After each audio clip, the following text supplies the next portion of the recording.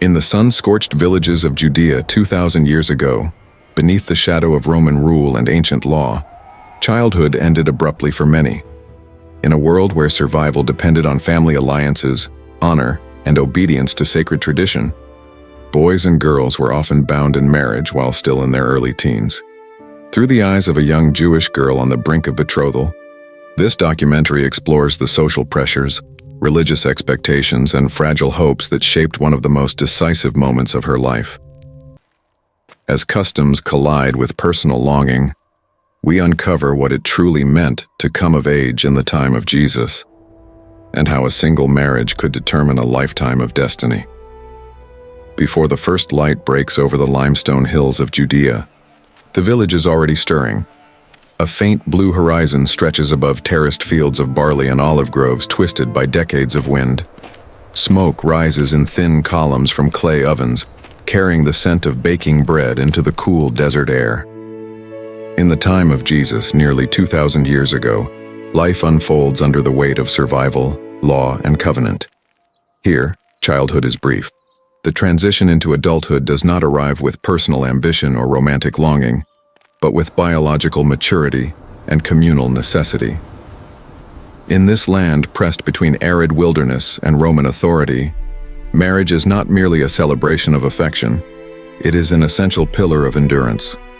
For Jewish girls, betrothal commonly begins soon after puberty, often around 12 or 13 years of age. For boys, the expectation is later, typically between 18 and 20, once they have learned a trade, secured economic footing, and proven themselves capable of sustaining a household. These ages are not arbitrary. They are shaped by climate, labor demands, inheritance customs, and the sacred rhythm of the Torah. Within modest stone homes, usually composed of a single main room with a packed earth floor and a flat roof used for drying figs or sleeping during the hot season, negotiations take place in low, deliberate tones. The father stands at the center of the decision. In a patriarchal society structured around lineage and honor, he carries the authority to arrange the match. The betrothal, known as kiddushin, is not a casual promise but a legally binding covenant. Once agreed upon, the young girl is considered set apart for her future husband. Though she continues to live under her father's roof for approximately a year, she is legally bound, and dissolving the agreement would require a formal writ of divorce. The seriousness of this commitment underscores how marriage is woven into the legal and spiritual fabric of Jewish life. The environment itself influences the timing of unions. The Mediterranean climate brings cool, wet winters and long, punishing summers where temperatures can exceed 35 degrees Celsius under relentless sun. Agriculture depends entirely on seasonal rains. A successful harvest of wheat and barley means full storage jars and greater security. A failed harvest brings hunger and uncertainty. Families often prefer to arrange marriages after harvest seasons, when resources are sufficient to host a modest feast and when the economic outlook appears stable. A new wife represents not only companionship, but indispensable labor. She will rise before dawn to grind grain using a hand mill, pushing the upper stone rhythmically over the lower to produce coarse flour. She will carry water from the village well in heavy clay jars balanced carefully against her hip or shoulder, conserving every drop in a region where water scarcity shapes daily discipline. She will learn to card wool, spin thread with a drop spindle, and weave fabric on a simple loom, transforming raw fleece into garments that protect against winter chill and desert wind. The expectation of early marriage is deeply intertwined with survival. Life expectancy in the ancient Near East is significantly shorter than in the modern world. Disease, infection, childbirth complications, and political unrest claim lives unpredictably. Beginning a family soon after physical maturity increases the likelihood of producing heirs before illness or hardship interrupts the lineage. Children are not only cherished blessings, but essential contributors to household labor. Sons will eventually plow fields with wooden ards drawn by oxen, repair stone walls that mark property boundaries, or apprentice in trades such as carpentry, fishing, or masonry. Daughters will assist their mothers in food preparation, textile production, and the intricate management of domestic resources. Each child strengthens the family's resilience against famine and taxation. Roman rule adds another layer of pressure. Heavy taxes are imposed on land, produce, and trade. A craftsman in Nazareth or Capernaum must balance earnings against tribute demanded by authorities. Economic strain reinforces the importance of strategic alliances between families. Marriage consolidates resources, merges labor forces, and strengthens communal bonds in a landscape where isolation invites vulnerability. Yet beyond economics lies covenant theology. The Hebrew scriptures echo through village synagogues each Sabbath. Stories of Abraham, Isaac, and Jacob are not distant myths. They are living frameworks. The command to be fruitful and multiply resonates as divine instruction. Marriage is understood as participation in God's ongoing promise to sustain Israel. The young girl standing at the threshold of betrothal may feel the tremor of uncertainty, but she also grows up hearing narratives of providence woven through ordinary obedience. During the betrothal period, the groom prepares a dwelling place. Often he adds a room to his father's existing home, building with rough-hewn limestone blocks fitted carefully without mortar, relying on weight and precision for stability. Wooden beams, typically cut from local sycamore or imported cedar if affordable, support a roof layered with branches, reeds, and packed clay. This construction is not symbolic alone. It requires endurance under harsh sun, calloused hands, and careful craftsmanship. The young man must demonstrate capability. Without proof of provision, there is no marriage. When the time arrives, the wedding procession unfolds in the cooler hours of evening. Oil lamps flicker against stone walls. Friends and relatives gather, singing ancient blessings. Wine, usually diluted with water to prevent intoxication, is shared from common cups. Bread is broken, olives and lentils distributed. In wealthier villages, festivities may last several days, but even modest celebrations carry profound meaning. The bride, likely veiled, leaves her father's house accompanied by music and rejoicing, stepping into a new identity. The consummation of the marriage finalizes the covenant. From that moment, the expectations of fertility begin immediately. Without modern contraception, pregnancy often follows quickly. Childbirth, however, is fraught with danger. Without antiseptics or surgical intervention, complications such as obstructed labor or infection can prove fatal. Experienced midwives rely on tactile knowledge, listening to the rhythm of contractions, observing breathing patterns, using herbal infusions to ease pain.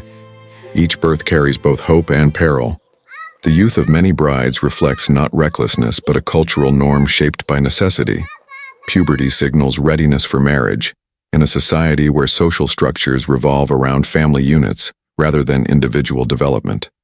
There is no extended adolescence devoted to personal exploration. Identity is anchored in communal belonging. A girl transitions from daughter to wife to mother in rapid succession, her value measured by faithfulness, industry, and honor. Reputation is fragile. In tightly knit villages where everyone shares the same well and marketplace, rumor spreads quickly. Sexual purity before marriage is guarded fiercely, not only as moral command but as protection of family standing. The bride price, or mohar, negotiated at betrothal, symbolizes responsibility and seriousness. It is not a purchase but a guarantee of the groom's commitment. If he were to abandon the union unjustly, the financial arrangement provides some measure of security for the woman. Meanwhile, young men spend their formative years mastering skills. A carpenter's son learns to select wood cured sufficiently to resist warping in dry heat. He studies grain patterns, cuts joints with precision so they interlock without nails. A fisherman along the Sea of Galilee understands seasonal fish behavior, casting nets at night when cooler water draws schools toward the surface. He repairs torn linen nets carefully, knowing a single weakness could cost an entire catch.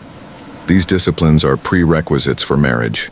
A man must prove he can sustain life before he is entrusted with another's daughter. The natural world surrounding these communities reinforces humility. Jackals howl beyond the village perimeter after sunset. Occasional wolves threaten sheepfolds, forcing shepherds to remain vigilant through cold desert nights. Winter rains can swell wadis suddenly, transforming dry riverbeds into torrents within hours. Survival requires foresight and cooperation. Marriage, in this context, is less about private romance and more about collective endurance. Yet it would be incomplete to imagine these unions devoid of tenderness. Within the constraints of custom, affection grows. Shared labor under a relentless sun, shared grief over lost children, shared gratitude for healthy harvests bind couples together. A young bride, once fearful, may find steady companionship in her husband's reliability. A husband burdened by taxation and toil may draw quiet strength from his wife's resilience. Emotional intimacy develops not through dramatic courtship, but through daily perseverance. Religion sanctifies this bond. Blessings recited over wine invoke divine presence. Psalms sung during festivals celebrate steadfast love. Marriage is not solely contract but covenant, mirroring the relationship between God and Israel as described by prophets. The age at which individuals marry must be understood within this sacred narrative. Early union reflects a worldview in which life is communal, finite, and entrusted to divine purpose. Even so, personal emotions exist beneath the structure.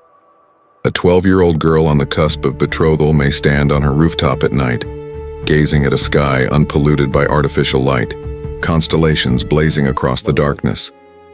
She may feel the desert breeze carrying the scent of distant fields and wonder about the man whose household she will soon join. Her heart may tremble between obedience and apprehension. The cultural system leaves little room for refusal, yet families often consider compatibility, reputation, and character. A reckless or dishonorable man would bring shame and instability. Practical wisdom tempers authority. As centuries pass, modern observers may question the youth of these brides and grooms.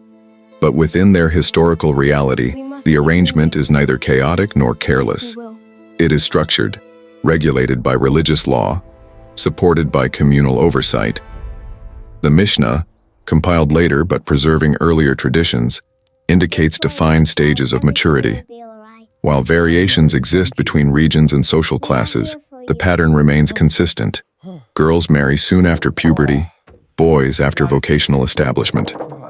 The environment, economy, theology, and law converge to shape this norm. And so, as dawn breaks again over Judea, another day begins in a land suspended between empire and promise.